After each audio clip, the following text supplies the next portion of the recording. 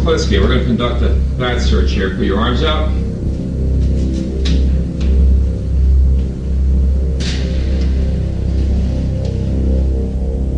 On May 25, 1988, Richard Kuklinski was convicted of multiple murder and sentenced to life imprisonment. This ended 30 years of cold-blooded killing by a master criminal police called the Iceman. Richard Kuklinski is one of the most dangerous criminals we have ever come across in this state. He murdered by guns, he murdered by strangulation, he murdered by putting poison on victims' food. He did all of this at the same time while exhibiting a normal, placid family existence. His wife, his children were uninvolved in his criminal activities. Yet, we are faced with evidence, convicting evidence of numerous grisly murders.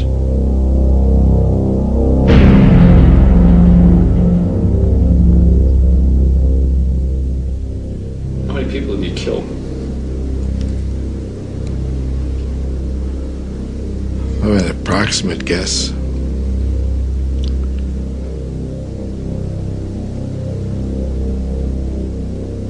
Approximate, we'll go with more than 100.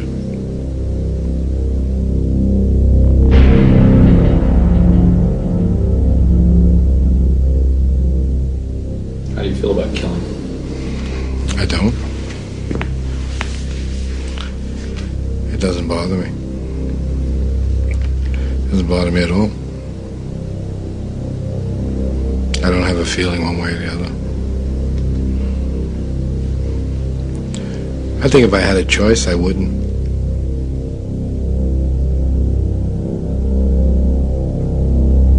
The following program is based on 17 hours of an interview conducted under maximum security at Trenton State Prison.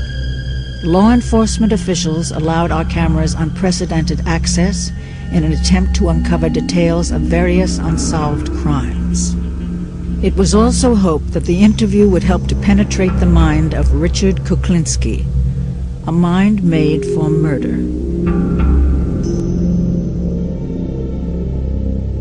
Richard, when you were on the streets, what kind of weapons did you use? When I was out on the street to do something, I carried 3 guns and a knife. I had a Derringer in each pocket.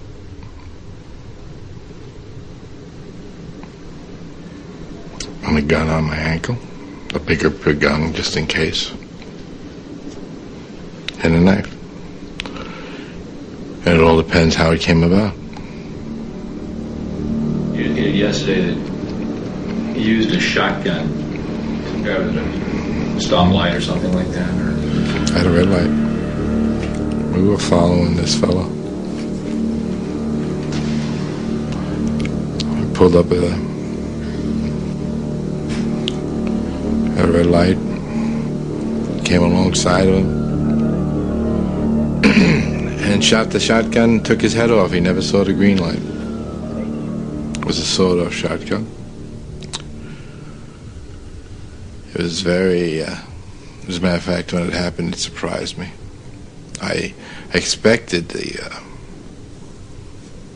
man to die, but it really surprised me when it took his head off. It was something I didn't expect. Richard Kuklinski is not a serial killer. He's not a drug-crazed, wild man running around with a machine gun. He's not a person that is driven by perverse sexual desires. He doesn't drink. He doesn't gamble. All of these things, which many persons that are involved in killing and murders often are motivated by. Richard Kuklinski, instead, is nothing more than a predator on human beings. His motivation is greed, and his method of murder is very varied and very extreme. Richard, I understand that you're an expert in the use of cyanide. How many times did you kill with it? Quite a few. What's the different ways you use cyanide? You could put it in liquid form. You could, person could say, for instance, a person could be in a bar.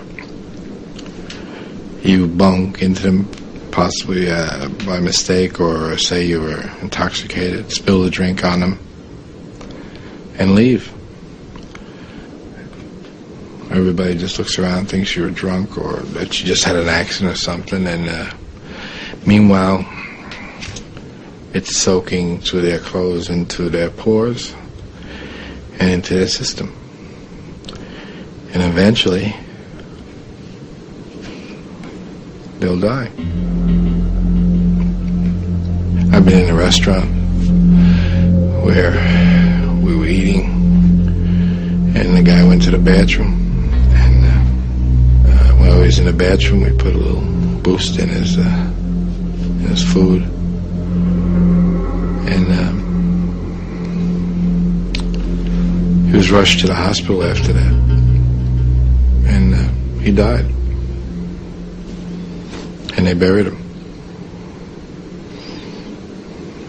I'm not exactly sure what they put on, what they attributed his death to, but you know, it wasn't homicide. Somewhere, and I don't know where, he picked up on cyanide poisoning as being a good way, a good, quick way to kill somebody. It's such a good way to kill somebody that that's the gas that's used in gas chambers. I mean, cyanide in a gas form, which is similar to cyanide in a being eaten form, kills very quickly. It kills faster than arsenic, faster than strychnine, and it's hard to detect if it isn't specifically looked for. He murdered, sometimes months apart, years apart. He used different methods. He would go so far as to plan in his crimes the actual deceit of law enforcement. By that I mean he would on occasion murder someone, cut their body, wrap them in layer after layer of plastic bags and material, and then deposit the body many, many miles from the murder scene. What is it to dispose of something? You throw it away. You throw it anywhere. It all depends. If you don't want it found, or if you want it found. If you want it found, it doesn't matter. You just leave it there. If you don't want it found, you could take it somewhere. You could bury it. You could put it in a big drum. You put it in the trunk of a car and have it crushed.